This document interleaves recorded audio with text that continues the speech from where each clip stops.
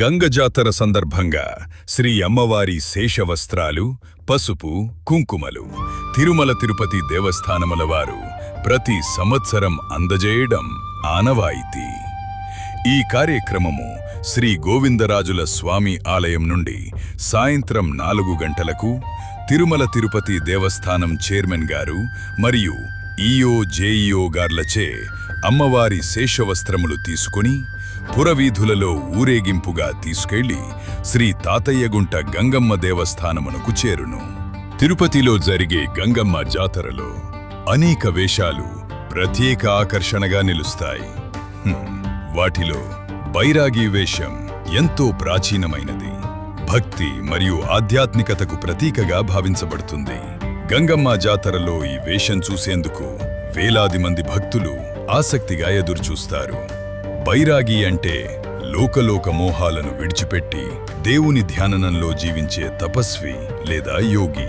భౌతిక సుఖాలకు దూరంగా ఉంటూ భక్తి మార్గంలో నడిచే వ్యక్తిని బైరాగి అంటారు. గంగమ్మ జాతరలో ఈ వేషం ద్వారా భక్తి, త్యాగం, వైరాగ్యాన్ని ప్రజలకు తెలియజేస్తారు.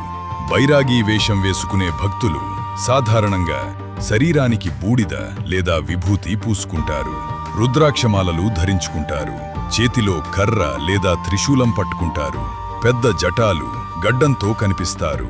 అమ్మా గంగమ్మమ్మ, గంగమ్మ అంటూ వీధుల్లో సంచరిస్తారు.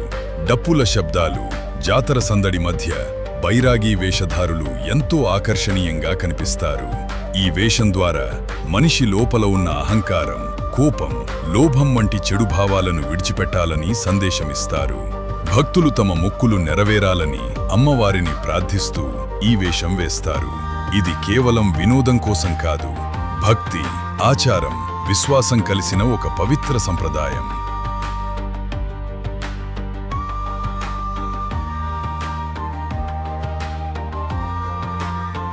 శ్రీ తాతయ్యగుంట గంగమ్మ గంగ జాతర విశిష్టత ఏంటంటే, పురాణాలలో తిరుపతిని పాలెగాళ్లు పాలించే రోజులలో అప్పటి పాలేగాడు యువతులను, అందమైన స్త్రీలను కామించి చెరిచేవాడని, ఆ పాలేగాడి పాపములకు ఆ జాతర కారణమునకు ఆదిశక్తి గంగమ్మ దేవేరగా అవతరించెను.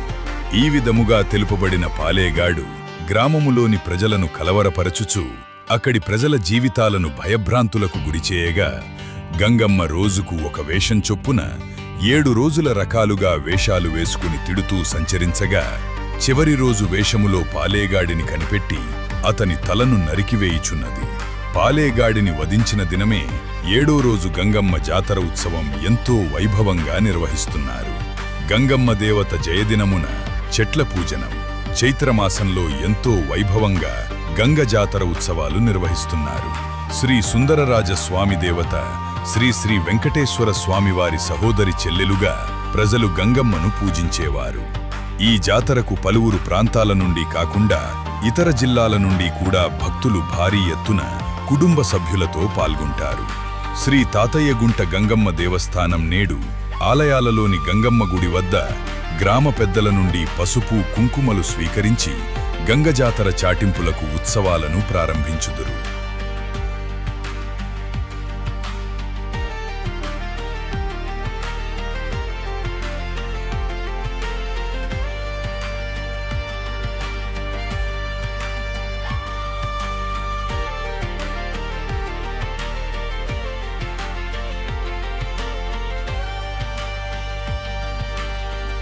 శ్రీ తాతయ్యగుంట గంగమ్మ స్థల పురాణం ఏం చెప్తుందంటే, పూర్వం తిరుమల కొండ మీద వెంకటేశ్వర స్వామి ఒక వైష్ణవ భక్తుని తాతా తాతా అని పిలిచేవారు.